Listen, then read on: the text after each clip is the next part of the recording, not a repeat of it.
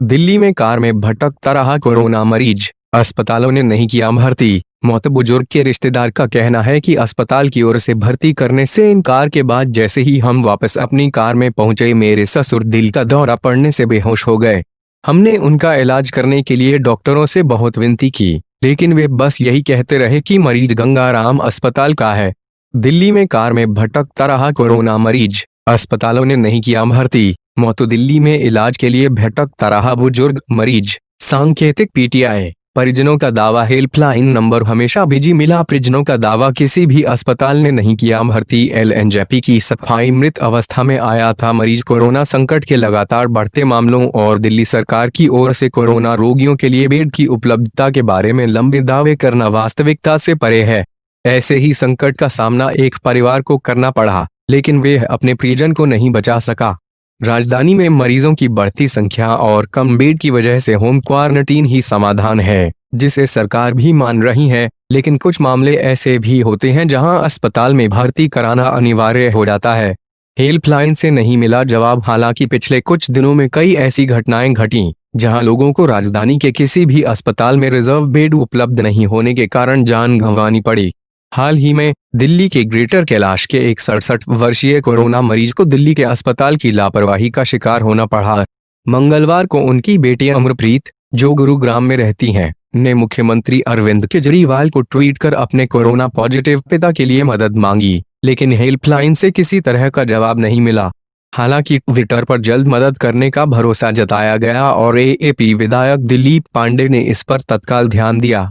अस्पतालों की लापरवाही। उनके दामाद मनदीप ने 24 टाइम्स नेशन न्यूज को बताया कि मेरे ससुर को 26 मई को 100 डिग्री के आसपास बुखार आया और 29 तारीख को हमने एक डॉक्टर के साथ ऑनलाइन परामर्श लिया, जिसने उन्हें 3 दिन के लिए दवाइयां दी। 31 तारीख को हम गंगाराम अस्पताल गए और एक्सरे करने के बाद उन्होंने कहा कि छाती में संक्रमण है। मनदीप के अनुसार उन्होंने कोविड टेस्टिंग के लिए ब्लड सैंपल भी लिया और कहा कि जब तक परिणाम नहीं आ जाते तब तक अस्पताल नहीं आना चाहिए।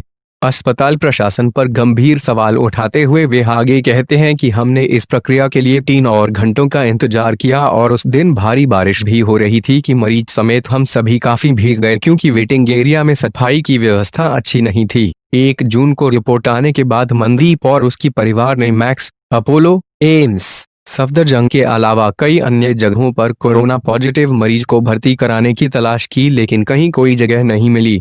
इस बीच वे एक डॉक्टर के रेफरल पर ही मरीज को दवाइयां देने लगे, क्योंकि कोई भी अस्पताल उन्हें देखने और प्रिस्क्रिप्शन देने को तैयार नहीं था।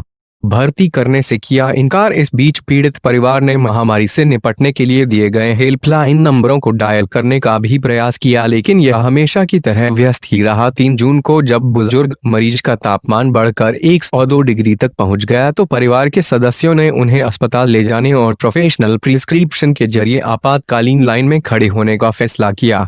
दवा देने की वजह से 4 जून की सुबह तापमान 102 डिग्री से गिरकर 98 डिग्री तक नीचे आ गया। लगातार संघर्ष के बाद परिवार के सदस्यों ने दिल्ली हेल्पलाइन की सलाह के बाद एलएनजेपी अस्पताल में भर्ती कराने का फैसला किया, लेकिन एलएनजेपी में डॉक्टरों ने यह कहते हुए उन्हें भर्ती करने से मना कर दिया कि मरीज गंगाराम अस्पताल से संबंधित है। इस दौरान मरीज कार में ही बैठने को मजबूर थे। 24 टाइम्स नेशन न्यूज ने आज ग्रेटर कैलाश स्थित उनके घर का दौरा किया, जहां मृत व्यक्ति अपने परिवार के साथ रहता था। एक पड़ोसी ने बताया कि मैंने रात और सुबह दोनों समय उनसे बात की और मुझे लगा कि वे ठीक हो रहे हैं, लेकिन कौन जानता था कि वे फिर वापस नहीं आएंगे। गुरुवार को अमरप्रीत ने फिर से ट्विटर पर मदद की गुहार लगाई। उन्होंने ट्वीट किया, मेरे पिता को तेज बुखार है, हमें उन्हें अस्पताल में स्थानांतरित करने की आवश्यकता है। मैं एलएनजेपी के बाहर खड़ी हूं और वे उन्हें अंदर नहीं ले जा रहे हैं। इस ट्वीट के बाद सोशल मीडिया में प्रतिक्रिया की बाढ़ सी आ गई और लोग दिल्ली सरकार के कोरोना वायरस से लड़ने के उसके सारे दावों पर सवाल उठाने लगे। मनदीप बताते हैं कि अस्पताल की ओर से भर्ती करने से इनकार के बाद जैसे ही हम वापस अपनी कार में पहुंचे तो मेरे ससुर दिल का दौरा पड़ने से बेहोश हो गए। हमने उनका इलाज करने के लिए डॉक्टरों से बहुत विनती की, लेकिन वे बस यही कहते रहे कि मरीज गंगाराम अस्पताल का है। उन्होंने कहा, हम डॉक्टर के पैर छूने की हद तक भी गए, रोगी को देखने के लिए हाथ जोड़कर भीख मांगते रहे। डॉक्टर 10 मिनट के बाद वापस लौटा और मरीज को ऑक्सीजन लगा दिया, लेकिन 15 मिनट बाद ही ससुर की मौत हो गई।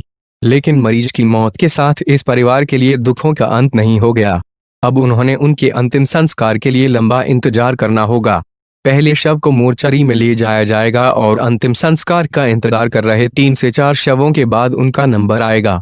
एलएनजेपी की सफाई तकनीकी रूप से मृत व्यक्ति के परिवार के सदस्यों की प्रशासन की ओर से जल्द कोविड टेस्टिंग होनी चाहिए, लेकिन अभी तक उनका किसी तरह का सैंपल नहीं लिया गया है। बीमार पिता के इलाज के लिए लोग कई जगह आए गए भी, ऐसे में उनसे रिस्क काफी है। अमरप्रीत ने जब यह दुख ट्विटर पर साझा किया तो दिल्ली सरकार के स्वास्थ्य विभाग से जुड़े एक उपयोगकर्ता ने उन्हें आश्वासन दिया कि उनके सैंपल कल लिए जाएंगे। इस पूरे प्रकरण पर एलएनजेपी ने एक बयान भी जारी किया, जिसमें कहा गया है कि मरीज को अस्पताल में मृत अवस्था में लाया गया था और डॉक्टरों ने उनके आते ही तुरंत देखना शुरू कर दिया था। अस्पताल प्रशासन की ओर से किसी को मना नहीं किया गया था। राष्ट्रीय राजधानी में इस तरह का मामला अपनी तरह का पहला मामला नहीं है। कोरोना के रोगियों के लिए बेड उपलब्ध नहीं होने के कारण रोजाना पर कई लोग अपने प्रियजनों को खो रहे हैं। Bureau report, Delhi.